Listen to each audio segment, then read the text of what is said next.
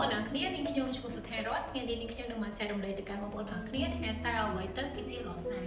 ខ្ញុំគិតថាបងប្អូនមួយចំនួនគាត់បានដឹងថាតើអ្វីទៅជាលសាយប៉ុន្តែសម្រាប់បងប្អូនមួយចំនួនទៀតគឺគាត់អត់ទាន់បានយល់ច្បាស់ទេតោះអញ្ចឹងឥឡូវមកស្ដាប់ទាំងអស់គ្នាលសាយគឺជាការកំណត់នូវបរិមាណនៃការទិញលក់ឬក៏ការកំណត់នូវប្រាក់ចំណេញឬខាតនៅក្នុងការចូលទីផ្សារហើយមួយវិញទៀតការកំណត់លសាយនេះគឺយើងត្រូវតែកណនាបានសមស្របទៅនឹងចំនួនទឹកប្រាក់របស់យើងដែលមាននៅក្នុង account ស្រាប់គឺដើម្បីជៀសវាងការពីហានិភ័យនៅពេលបងប្អូនចូលទីផ្សារឧទាហរណ៍កាលណាបងប្អូនចូលទីផ្សារ0.01នៅពេលដែលទីផ្សារឡើងឬចុះចំណុំមួយលេខគឺស្មើទៅនឹងចំនួនទឹកប្រាក់របស់បងប្អូន$1ប៉ុន្តែកាលណាបងប្អូនចូលទីផ្សារ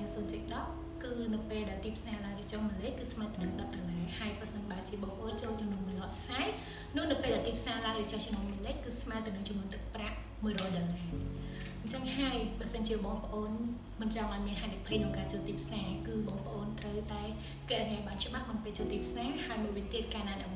account របស់បងប្អូនតូចគឺបងប្អូនកុំចូលដកសាយធំពេកហើយមួយទៀតដល់ពេលដែលចូលទីផ្សារគឺបងប្អូនត្រូវតែដាក់ stop loss ជានិច្ចដើម្បីការពារពីហានិភ័យហើយនឹងមួយទៀតសម្រាប់បងប្អូនដែលគាត់ទើបតែ trade ដំបូងគឺគាត់អាចចាប់ផ្ដើមពី0.01សិន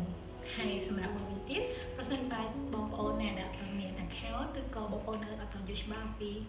អ្វីទៅជា loss វាកុំចម្ងល់វាបន្ថែមទៀតគឺបងប្អូនអាចតាក់ទង account បងប្អូនដើម្បីនឹងប្រឹក្សាយោបល់បន្ថែម